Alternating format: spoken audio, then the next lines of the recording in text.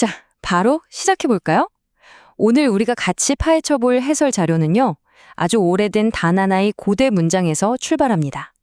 이 짧은 문장 안에 겹겹이 쌓인 의미들을 하나씩 벗겨내면서 피조물과 창조주 사이에 그야말로 숨이 멎을 듯한 엄청나게 극적인 대조를 한번 발견해 보려고 합니다. 나는 그의 신발끈을 풀기도 감당하지 못하겠다. 아마 익숙하게 들어보신 분들 많으실 텐데요. 세례 요한이 남긴 이 유명한 고백이 가진 엄청난 무게감을 한번 생각해 보시죠. 겉보기에는 그냥 흔한 겸손의 표현 같잖아요. 그런데 사실 그 당시 사회나 신학적 맥락에서 보면 이거 상상을 초월하는 파격적인 선언이거든요. 이 고백이 진짜로 의미하는 바를 제대로 이해하려면 먼저 1세기 유대 사회의 신발이 어땠는지 그 물리적인 현실부터 좀 상상해 보셔야 돼요. 포장된 도로가 없던 시절이었으니까 사람들의 신발이란 게 기껏해야 얇은 가죽 바닥을 발목에 끈으로 질끈 묶고 다니는 조악한 형태였습니다. 밖에서 하루 종일 걷고 돌아온 사람의 발과 이 가죽끈이 흙먼지며 짐승의 오물로 얼마나 지저분하게 뒤덮여 있었을지 대충 감이 오시죠? 자, 그럼 여기서 진짜 흥미로운 역사적 미스터리가 하나 생깁니다. 거대한 영적 진리를 선포하던 요한은 왜 하필 이 평범하고 냄새나는 신발끈 푸는 일을 콕 집어서 언급했을까요? 그 당시 사회에서 이 먼지투성이의 끈을 푸는 행위가 대체 무슨 의미였길래 말이죠?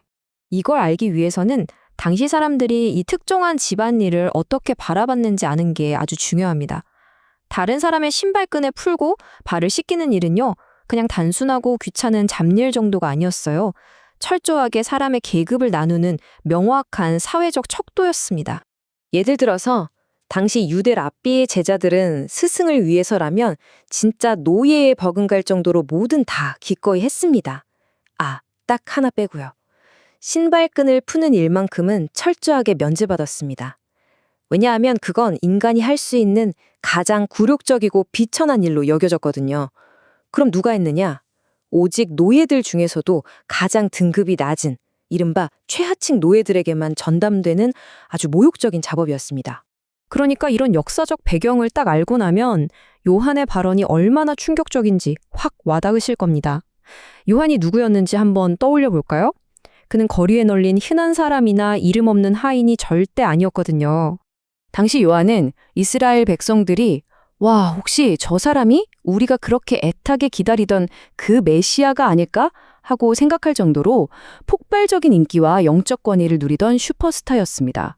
그런데 대체 왜 그런 최고의 권위자가 공개적으로 자기 자신을 가장 값싼 노예보다도 못한 위치로 질질 끌어내렸을까요? 여기서 우리가 주목해야 할 핵심은 개혁주의 청교도들이 말하는 자기 부인이라는 신학적 개념입니다. 요한은 지금 대중 앞에서 억지로 겸손한 척 예의 바른 쇼를 하는 게 아닙니다. 진짜 거룩하고 절대적인 하나님의 영광 앞에 딱 섰을 때 아, 나라는 존재가 얼마나 무가치하고 초라한 죄인인가 하는 그 날것의 현실을 아주 정직하게 대면하고 있는 겁니다. 이런 철저한 자기 부인은 요한의 사역 전체를 관통하는 철학이 됐습니다. 그는 자신이 단지 귀를 예비하는 자라는 걸 너무나 잘 알았어요. 광야에서 외치는 소리로 진짜 주인공이신 그리스도를 세상에 확실하게 소개한 뒤에는 그분의 영광을 단 1%라도 가리지 않기 위해서 자기 자신을 무대 뒤로 완전히 숨겨버리는 거였죠. 그는 흥하여야 하겠고 나는 쇠하여야 하리라. 이 유명한 말씀 다들 아시잖아요. 요한의 영향력은 의도적으로 쭉 내려가고 그리스도의 영광은 끝없이 치솟습니다. 오직 메시아 한 분에게만 모든 스포트라이트가 집중되도록 위대한 선지자 스스로가 기꺼이 퇴장하는 이 숭고한 모습을 우리는 꼭 기억해야 합니다.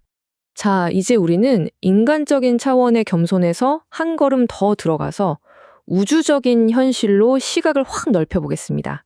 요한의 이 고백은 단순히 훌륭하고 도덕적인 겸손이구나 수준에서 끝나는 이야기가 아니거든요. 여자가 낳은 자 중에 가장 큰 자라는 극찬을 받았던 그 요한조차도 결국은 흙으로 돌아갈 유한한 피조물일 뿐이잖아요. 반면에 예수님은 우주를 지으신 근본, 창조주이시자 신성 그 자체이십니다.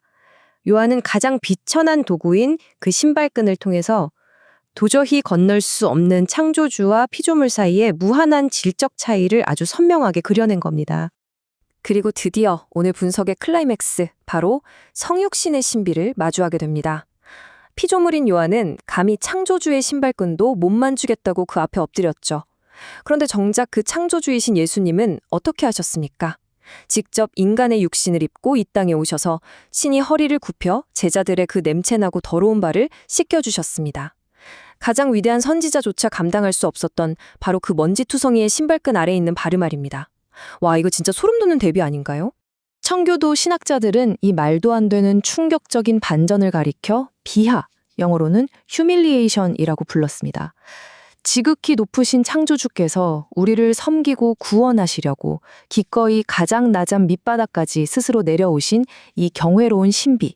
사실 이것 때문에 우리가 신의 권력이나 무한한 사랑을 바라보는 관점이 완전히 뒤집어지게 된 거죠.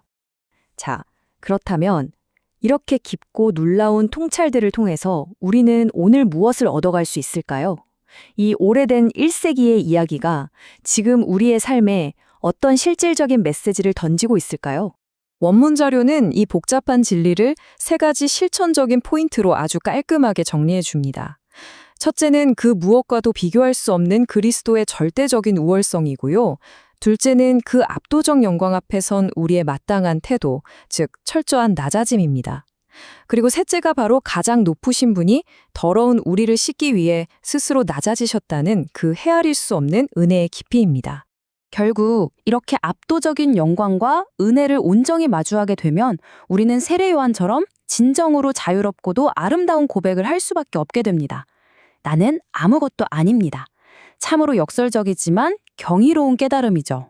이제 마지막으로 여러분께 아주 도발적인 질문을 하나 던지며 마무리하려고 합니다. 끊임없이 자기를 증명해라, 스스로의 가치를 높여라, 이렇게 매일같이 강요하는 현대사회에서 나는 아무것도 아닙니다 라는 이 철저한 1세기의 마인드셋은 과연 우리 삶에 어떤 지진을 일으킬 수 있을까요? 이 급진적이고도 매력적인 고대의 통찰이 오늘날 우리에게 주는 강렬한 도전을 한번 깊이 고민해 보셨으면 좋겠습니다.